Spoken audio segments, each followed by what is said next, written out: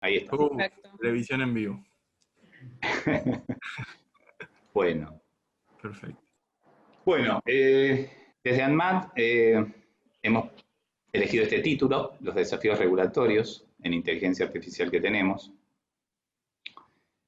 Yo sé que muchos de ustedes conocen ANMAT y que por ahí se van a aburrir un poquitito con esto, pero también hay gente que no conoce ANMAT, no sabe lo que es ANMAT y no sabe qué es lo que hace, cuál es su rol, cuáles son sus funciones. Bueno, básicamente ANMAT es un organismo descentralizado que está bajo la órbita del Ministerio de Salud de la Nación. Es un ente autárquico y fue creado en el año 1992. O sea, tenemos ya varios años de presencia en el país. De hecho, ANMAT se creó, no sé si algunos de los que están acá, porque son demasiado jovencitos, por ahí recuerdan el evento que hubo con unos caramelos de propóleo, que hubo una intoxicación muy grande en la población.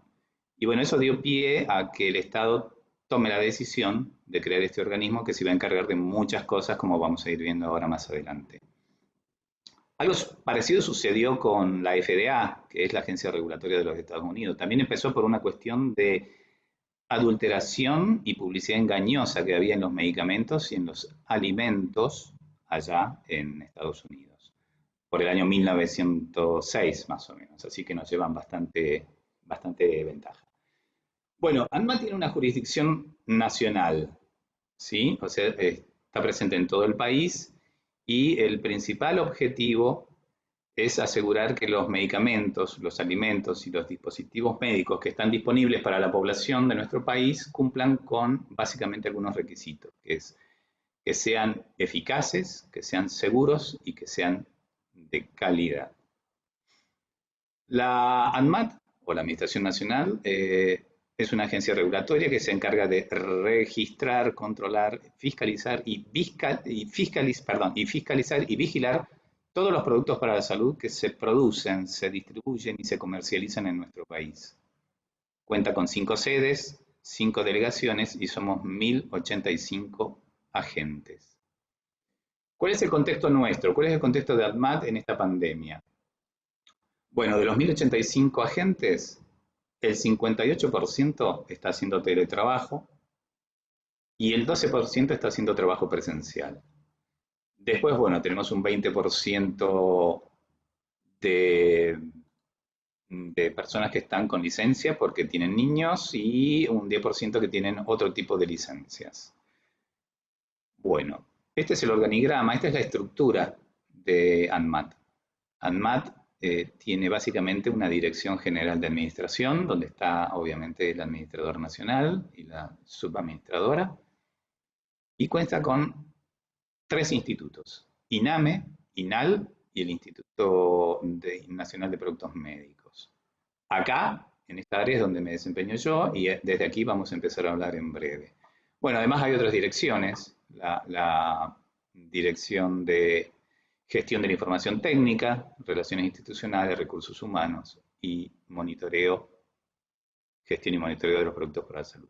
ANMAT tiene, bueno, como agencia algunos objetivos estratégicos, no los quiero aburrir demasiado con estas cosas, pero bueno, ANMAT es muy renombrada y muy considerada a nivel internacional como una de las principales agencias de alta vigilancia sanitaria.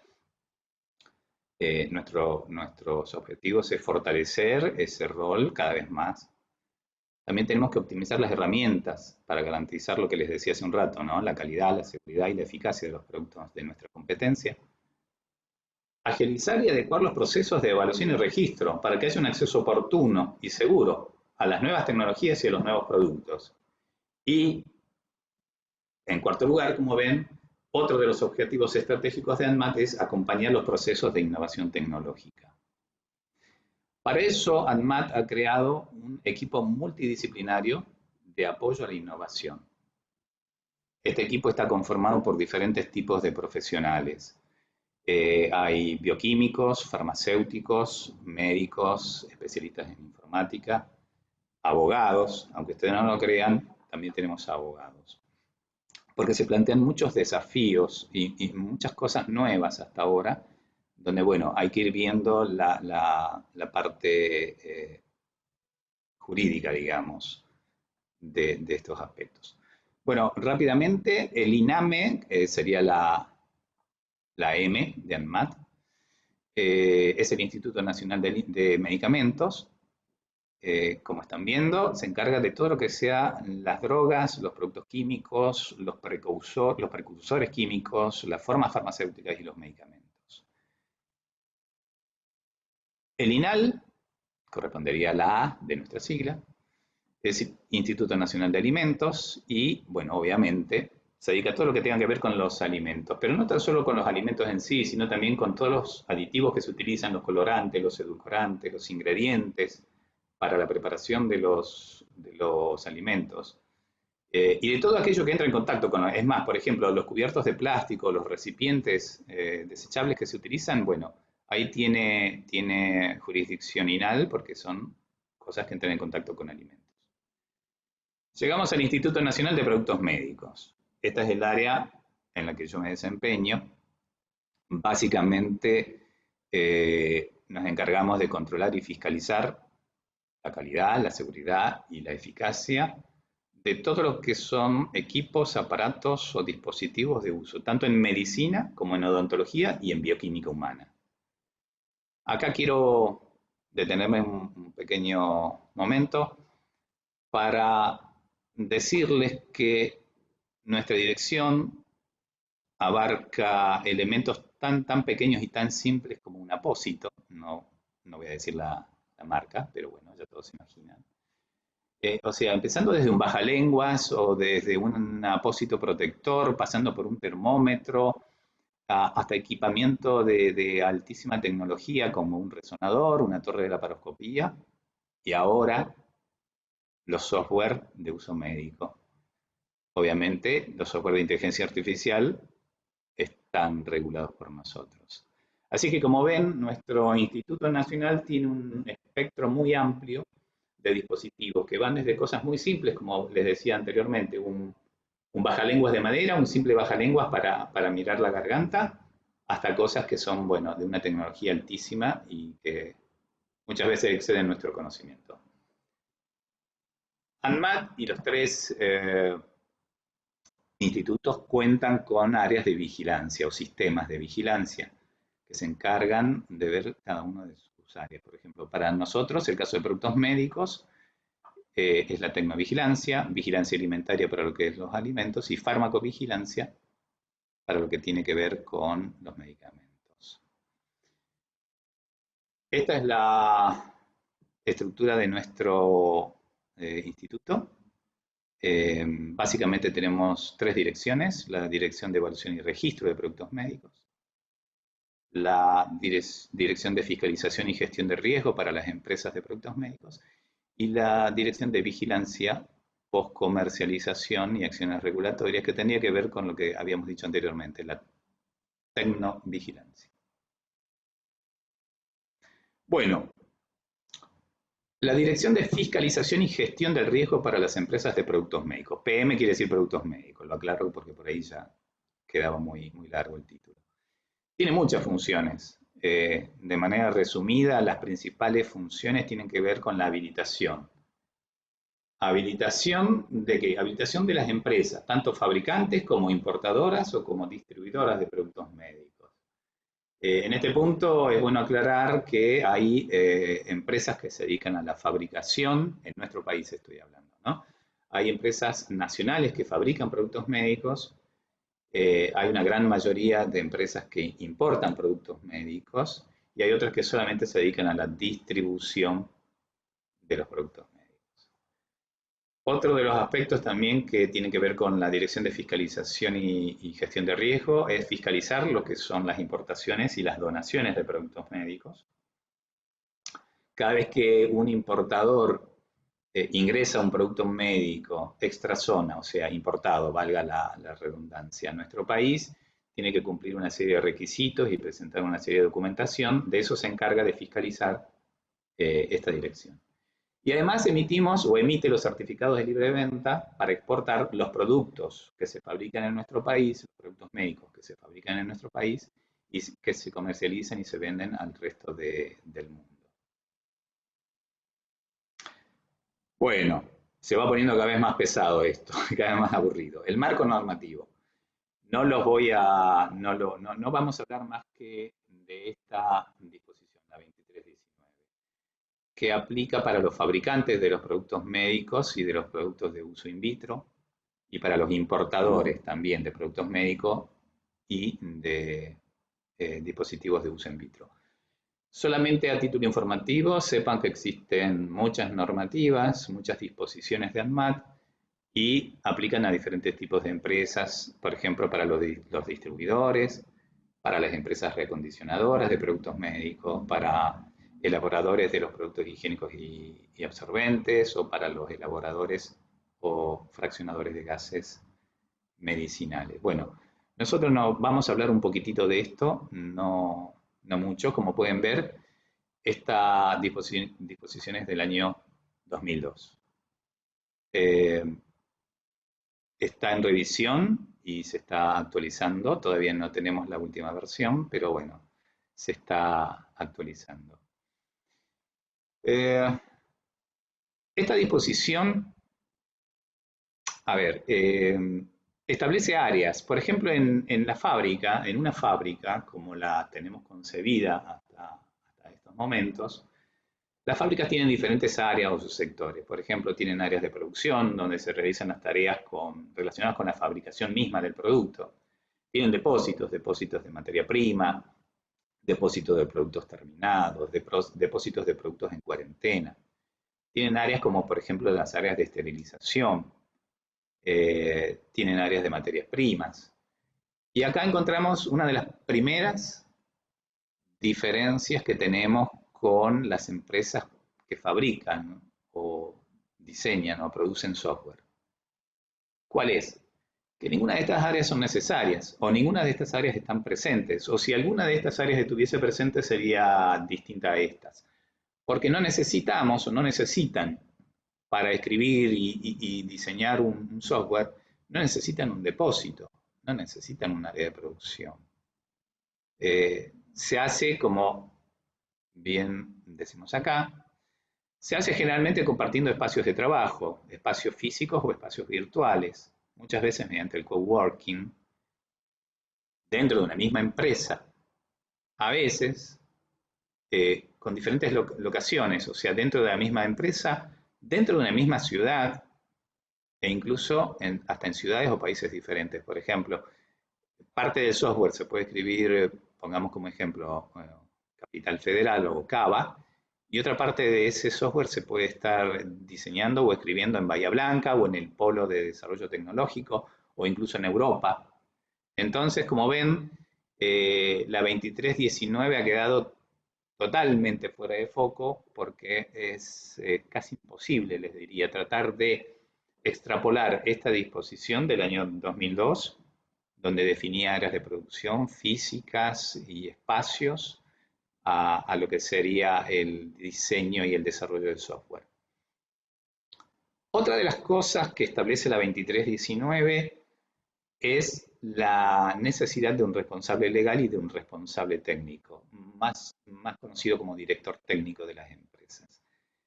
Eh, Todas las empresas, fabricantes, productoras o importadoras de productos médicos tienen que tener un responsable legal y tienen que tener un responsable técnico. En este caso, director técnico o responsable técnico para un equipo de coworking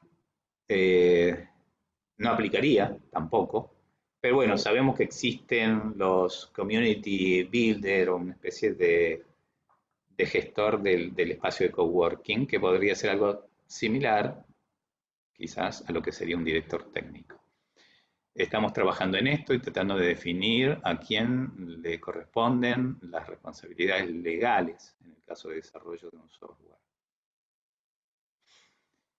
Bueno, vamos a la Dirección de Evaluación y Registro de Productos Médicos. También esta dirección tiene diferentes funciones, diferentes tareas. Básicamente, lo más importante o lo que importa para esta charla es que se encarga de evaluar las solicitudes las solicitudes de inscripción, o sea, el registro de los productos médicos.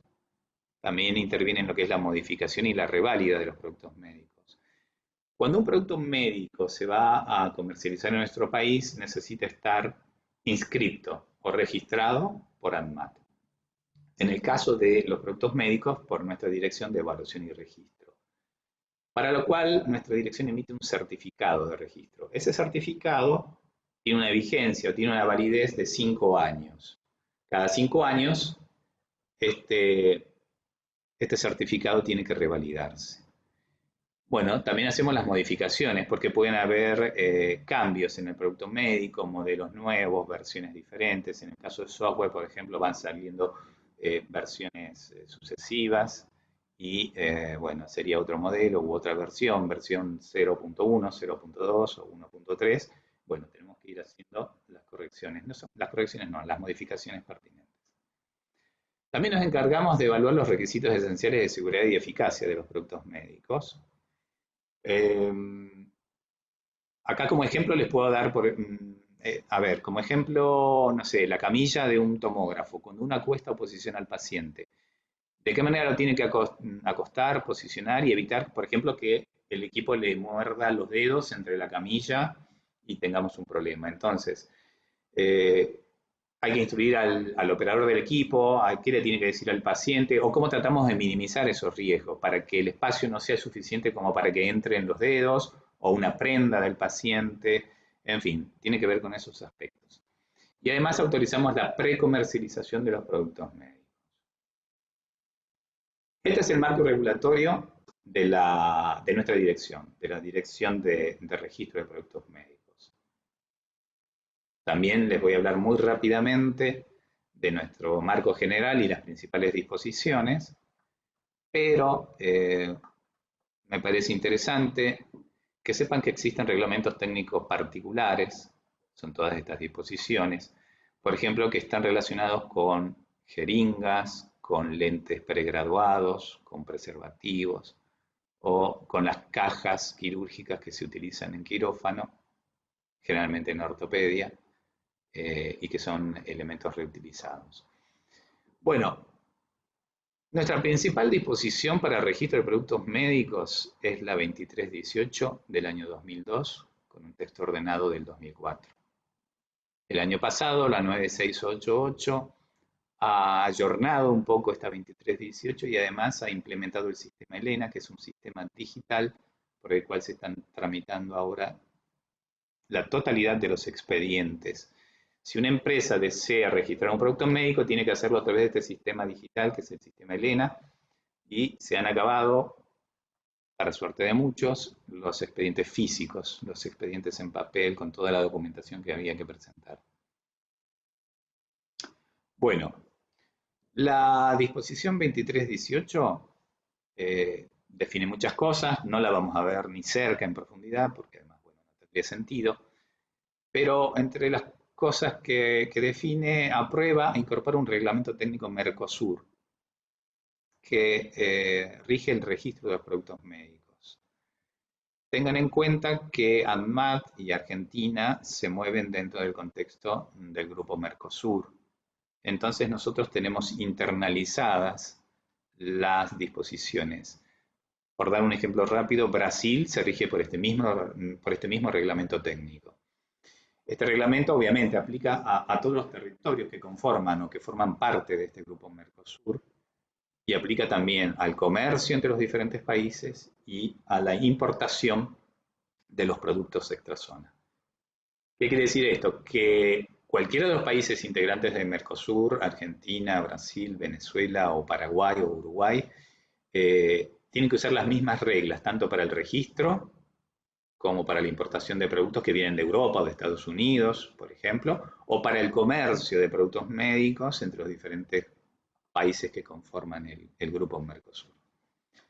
También la 2318 define lo que es un producto médico, establece clases de riesgo y establece los procedimientos para el registro. Esta es la definición de producto médico. Por favor tengan en cuenta que es una definición un tanto viejita, pero tiene que ver, no existía el software de uso médico como tal, no existía la inteligencia artificial hace 28 años, así que bueno, Es todo producto para la salud como equipamiento, aparato o material o sistema que se usa en medicina o tiene una aplicación médica o odontológica o de laboratorio. Y acá viene lo que a nosotros nos interesa, destinada a la prevención y al diagnóstico, entre otras cosas, por supuesto, como pueden ver, eh, en los seres humanos. Entonces, basándonos en esta definición de la 2318, el software de uso médico se considera un producto médico. Por lo tanto, tiene que ser controlado, regulado y registrado por nosotros. La 9688 ha ampliado algunos conceptos con énfasis, sobre todo, como ven, en la parte de software. Te interrumpo, nos quedan 2 minutitos. ¿Dos minutitos? Dos Bueno, minutos. voy a apurar entonces. ¿Cuáles son nuestros desafíos regulatorios? Bueno, un poco ya lo habíamos visto, ¿no? Los desafíos relacionados con el establecimiento elaborador, con las diferentes áreas físicas que teníamos, que no existen para lo que es el diseño, el desarrollo o la fabricación de software. El otro desafío para nosotros siempre es asegurar la calidad, la seguridad y la eficacia. Para eso lo hacemos a través de la validación del ciclo de vida del software. Esto se hace a través de laboratorios debidamente acreditados por el Organismo Argentino de Acreditación y por ANMAT. Pueden ser laboratorios privados. Rápidamente quiero mencionarles que existe IMDRF, que es un foro internacional. Se creó en el 2011. Estos son los países que lo integran. Este año íbamos a ser observadores oficiales nosotros, pero la pandemia nos dejó, bueno, a mitad de camino. Tiene varios grupos de trabajo. El que me interesaba resaltar era este, un grupo de trabajo para inteligencia artificial. El propósito de este grupo es básicamente armonizar y hacer convergencia de todo lo que es terminología, estándares y todo lo que tiene que ver con Machine Learning. Bueno, ¿qué pasó con ANMAT? Bueno, lo que nos pasó a muchos, teníamos una agenda de gestión, una agenda de pandemia y bueno, tenemos que hacer las dos cosas a la vez. Bueno, muchas gracias. Muchas gracias por todo. Bueno, muchísimas gracias, Atilio. Si tienen preguntas las podemos dejar para el final, así damos pie a los próximos oradores. La próxima charla es un panel conformado por Isabel, Inigo y por Marcelo D'Agostino. Voy a presentarlos. Tienen un CV enorme, pero perdón, voy a tener que resumir el CV. Vamos a hacer una presentación así rápida. Bueno, Marcelo D'Agostino es asesor principal de Sistema de Información Sistema de Información y Salud Digital de la Organización Panamericana de la Salud, en la Oficina Regional para las Américas de la Organización Mundial de la Salud, y es miembro de la Junta Asesora de Salud Digital Global de la OMS. Así que muchísimas gracias, Marcelo, por estar.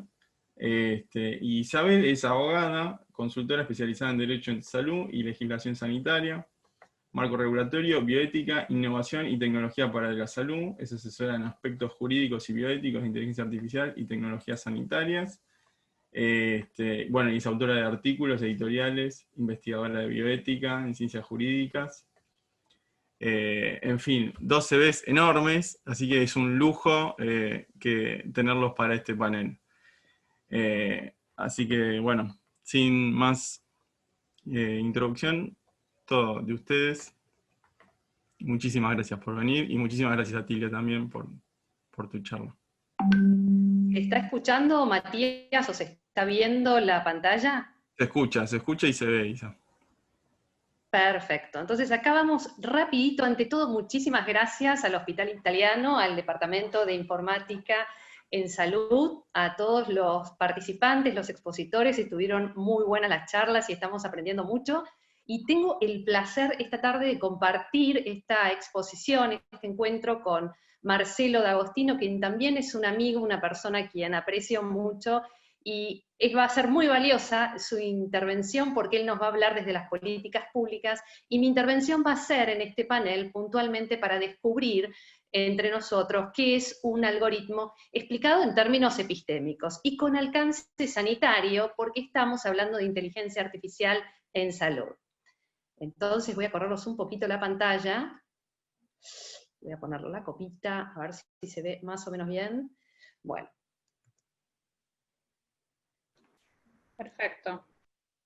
Perfecto. Bueno, vamos entonces ligero porque estamos escasos de tiempo. Los temas que vamos a hablar son inteligencia artificial en tiempos de Big Data, cómo construir un buen algoritmo en salud y aspectos éticos y legales. Básicamente, y esto lo enfatizamos, es un buen algoritmo en salud porque está vinculado al acto médico, al acto sanitario por sí. Pero ¿qué encontramos? Una particularidad, que es una cuestión que estamos hablando de una tecnología, y siempre y en todo caso una tecnología está al servicio de la persona. Y esto digamos que podría ser la primera aseveración que estamos haciendo.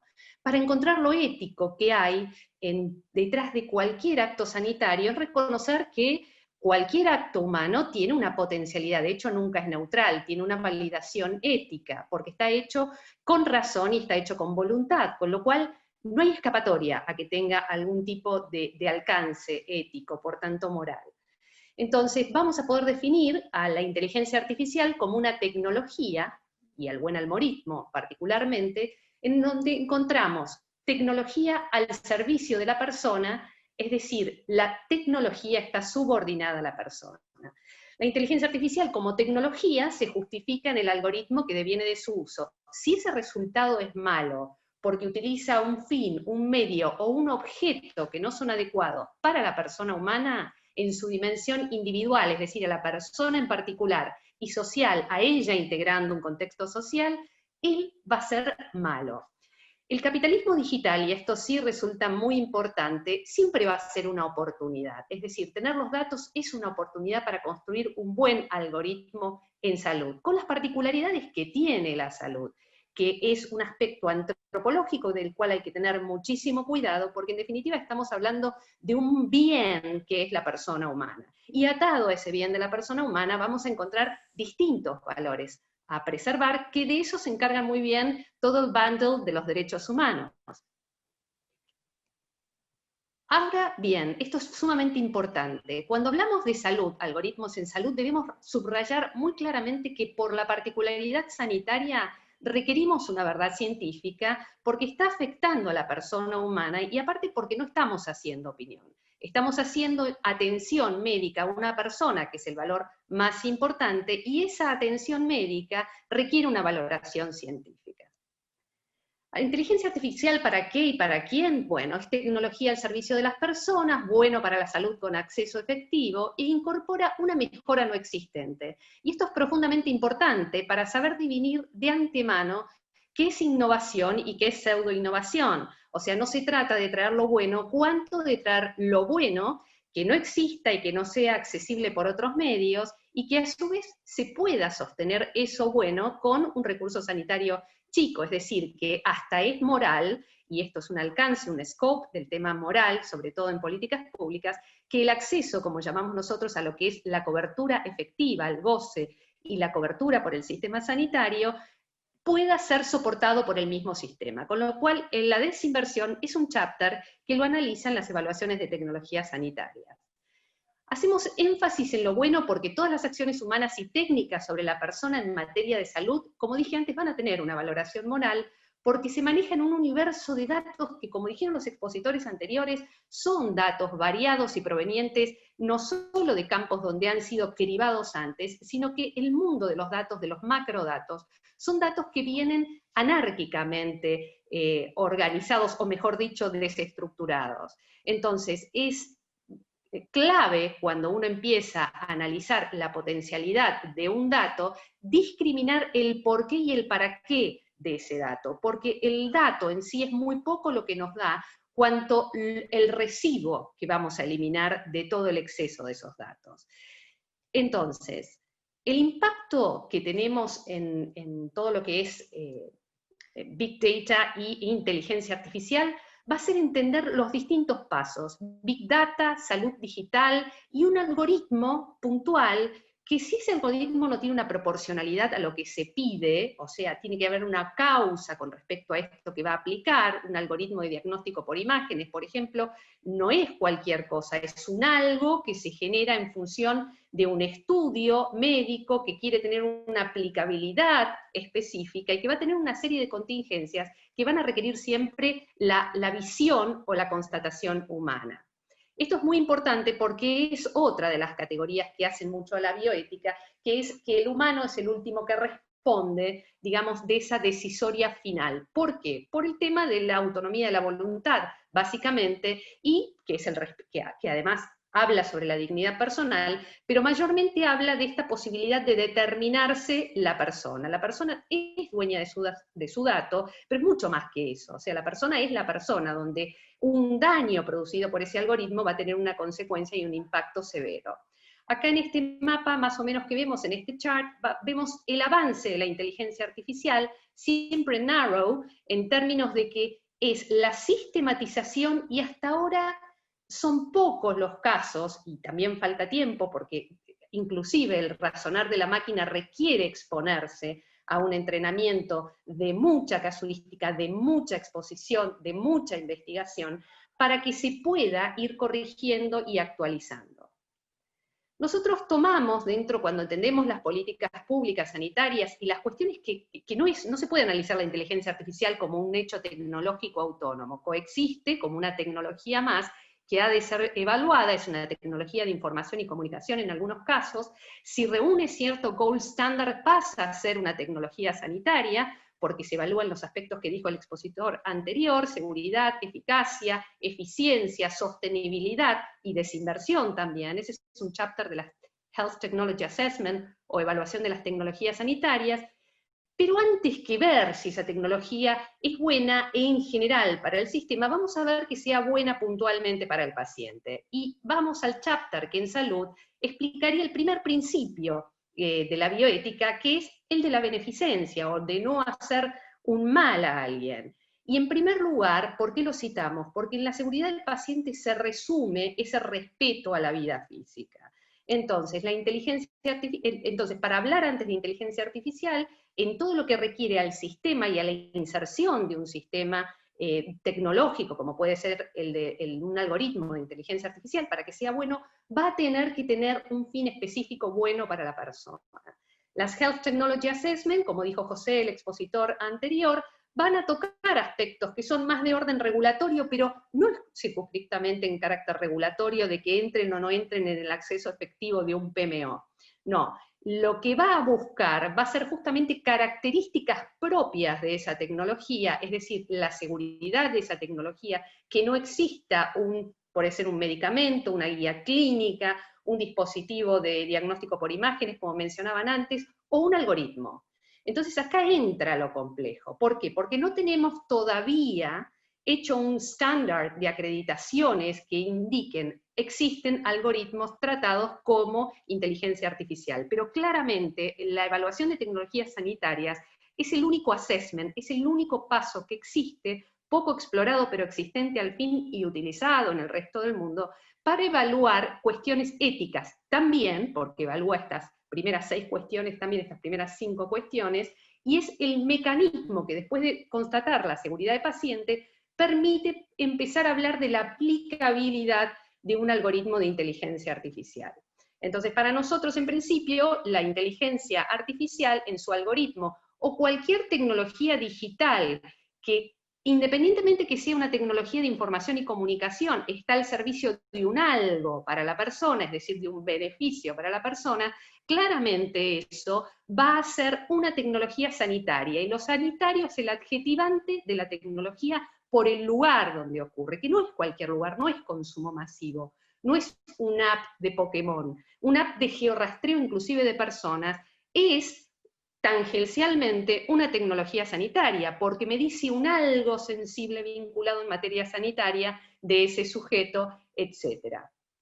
Bueno, vimos recién que esta tríada, esta trilogy del buen algoritmo, hablaba de seguridad del paciente en cuanto a beneficencia y justicia, es el respeto. En realidad esto se llama respeto por la vida física y los principios que hacen al alcance social, a la cobertura y a la intervención del Estado, pero también al espíritu de la persona que comparte un dato. No es que yo comparto un dato a cambio de un algo que se me va a dar aunque eso ocurra. El dato no es mercancía en tema sanitario, al contrario, está yuxtapuesto a la mercancía, no tiene un valor comercial. El dato es un algo de la persona en términos sanitarios y por tanto recibe un tratamiento de absoluto cuidado ético por cuanto ese dato va a cargar una información de un alguien en ocasión de tomar una decisión acerca de ese alguien. O sea que excede a los elementos de caja blanca, caja negra. O sea, el diseño es una de las partes, el diseño del algoritmo es una de las partes donde se evalúa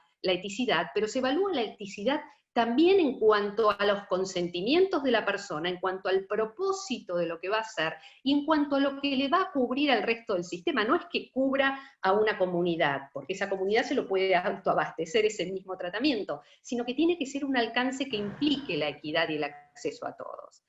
Las evaluaciones de tecnología sanitaria buscan esto último que acabamos de decir, y la inteligencia artificial, básicamente, en casi todos los acuerdos de las sociedades deontológicas que han presentado trabajos realmente muy buenos, puntualmente yo me apoyo mucho en el de la Universidad de Oxford, Harvard y en MIT, que tienen trabajos hechos en cogeneración con los institutos de matemática y de ingeniería, conjuntamente con los de derecho y los institutos de bioética, un análisis de orden filosófico para ubicar e identificar qué es dato, qué es persona y qué es tecnología. Y esto es muy importante.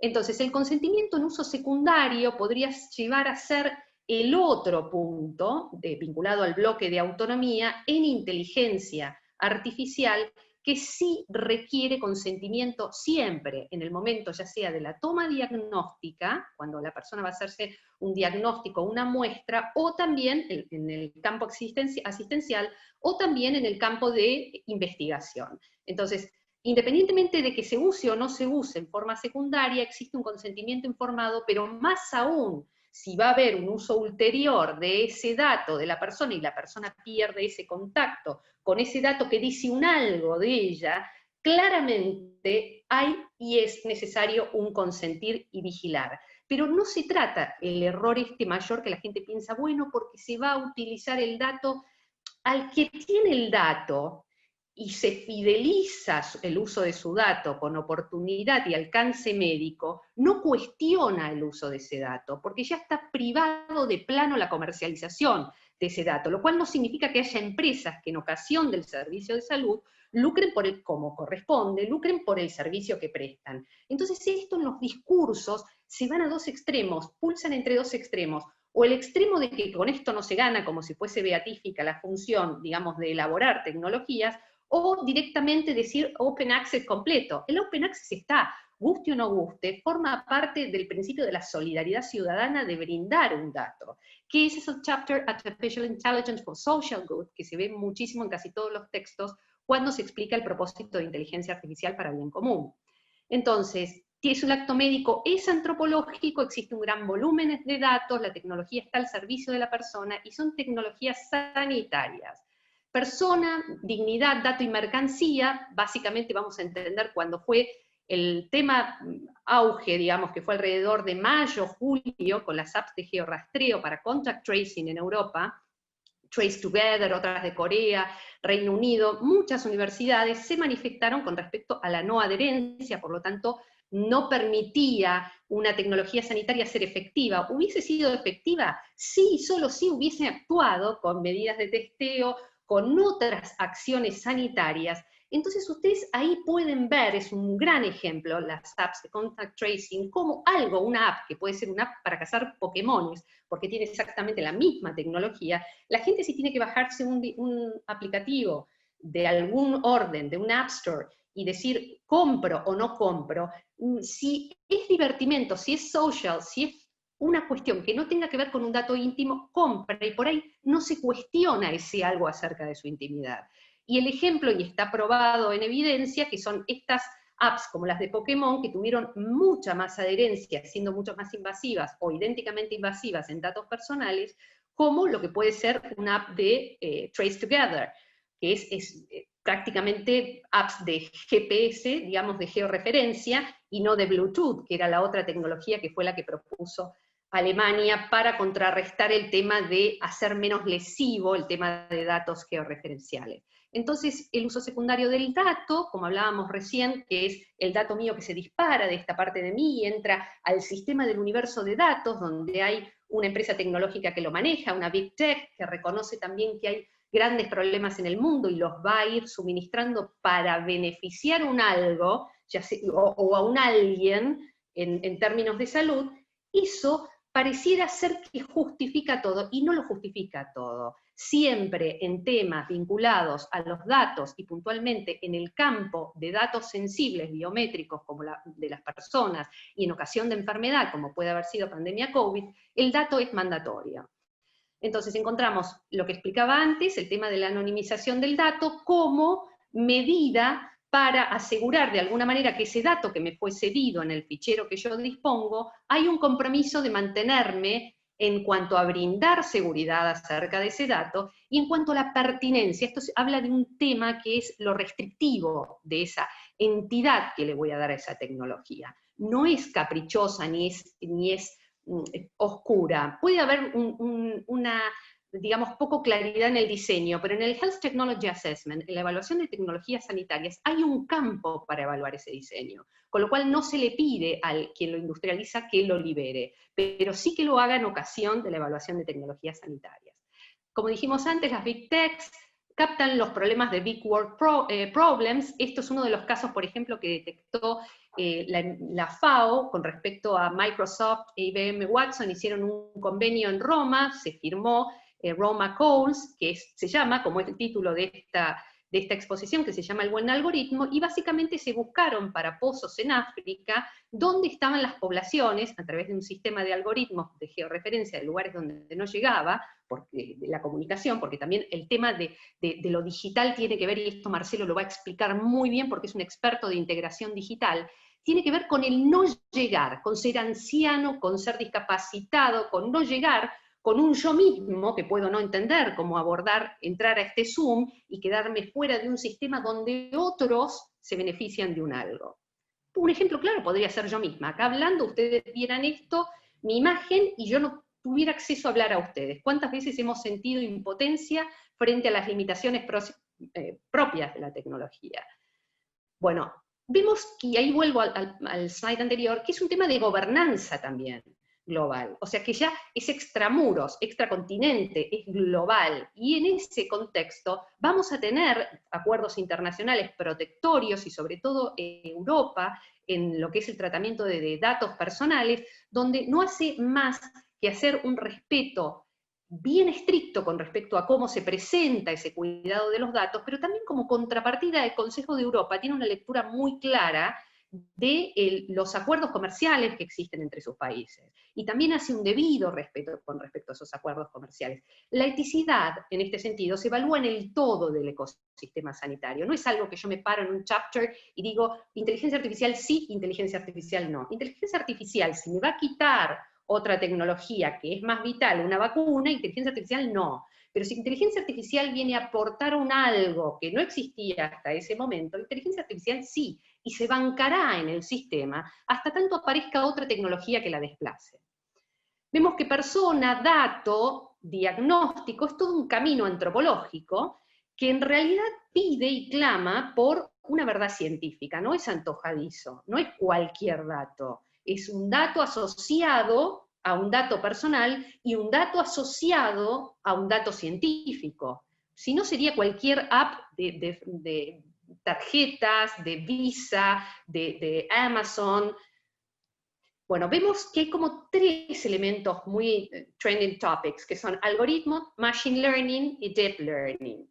Los datos, esta es una realidad, aparecen desorganizados, aparecen algunos estructurados, otros semiestructurados, otros no estructurados, con volumen, con velocidad, con veracidad, le llaman combustible. En salud nos nutrimos de datos también sanitarios, los que surgen de la misma evidencia constatable del profesional cuando es operador dependiente o cuando a través de cierta analítica o su observación de carácter reconocido por la ciencia porque es un médico, es un alguien reconocido por la comunidad con una matrícula que observa y genera un dato. Y ese dato, si bien es un dato privado, también es un dato con un alcance de orden público y un dato trascendente, que se guarda en un documento que es trascendente, como es la historia clínica electrónica, que también es una herramienta, digamos, de comunicación y que clama por la interoperabilidad, y que ahí también se vería otro aspecto ético. Si yo no puedo manejar mi historia clínica, si yo tengo la historia clínica más maravillosa del mundo, y no la puedo hacer intercomunicable, y no la tengo estandarizada en idioma, para que esa historia clínica pueda hacer un upgrade a otros sistemas informativos, y tendré que verificar la eticidad acerca de la pertinencia de ese material, digamos, informático que dispongo. Bueno, con respecto a datos, y para ir cerrando un poco el tema, es una verdad científica, nosotros decimos que busca el bien. ¿Por qué? Porque Big Data, sistematizado, clasificado, en un algoritmo intervenido por un machine learning que nunca es perfecto y siempre se perfecciona con la revisión humana, por tanto, siempre la tecnología, la tecne, va a estar al servicio de la persona. Y esto que parece una verdad de perogrullo, es muy importante repetírsela mucho, porque cuando yo tenga una duda, decir, ¿por qué? ¿Convendrá o no convendrá? Es muy fácil, señores. Ustedes sacan de acá y dicen, ¿le hace un daño a la persona del paciente? ¿Le hace un daño a la persona del médico que lo atiende? Y si ustedes ven que esa persona ha sido un vehículo, o se toma un algo que esa persona no decide, o tomada una decisión acerca de esa persona jamás va a tener acceso en su autonomía de la voluntad, no porque me lo digan los derechos humanos, claramente porque está mal. Entonces, esa captación del mal me lo da la misma realidad personal. La pandemia es un buen ejemplo, que no le escapa a nadie. Cuántas cosas nos estamos interpelando nosotros acerca de cuánto nos va a alcanzar la vacuna, si nos va a cubrir, y en definitiva hay una realidad, que nacemos y morimos humanos, y si una certeza hay es la que vamos a morir, y en este sentido, ¿quién no pide verdad científica, por lo menos para que lo que ocurra sobre su cuerpo sea cuanto verdadero, digno y que haga un respeto? También, y esto vale la pena mencionarlo a la persona, es una unidad, no es solamente ese cuerpo, ni solamente una aceptación de una tecnología. Vamos avanzando, porque mi temor es no llegar y dejarle el lugar al valiosísimo espacio que tiene Marcelo. La toma de decisión, que busca verdad y bien, que es una toma de decisión con asistencia, uso secundario, importante, y vuelvo a enfatizar, la decisión humana, porque inclusive en la tecnología hay un algo antropológico atrás a la cual servir. La tecnología no tiene el maridaje, sino hay una realidad humana que la pide atrás. Entonces las responsabilidades que explicaron antes los otros expositores es sí, responsabilidad por la toma de decisión, por el diseño, cuando explicaron los dos modelos de caja, por la exigencia de un consentimiento informado para el uso, ya sea asistencial de investigación, o la prohibición de su comercialización, el uso secundario del dato, que requiere una anonimización. El buen algoritmo busca verdad científica, y esto es como clave, la oración así rotunda, busca verdad científica y bien para la persona y la sociedad. Muchas gracias, Marcelo, y ahora te tiro el fardo de cómo se hace un buen algoritmo en salud pública según OPS.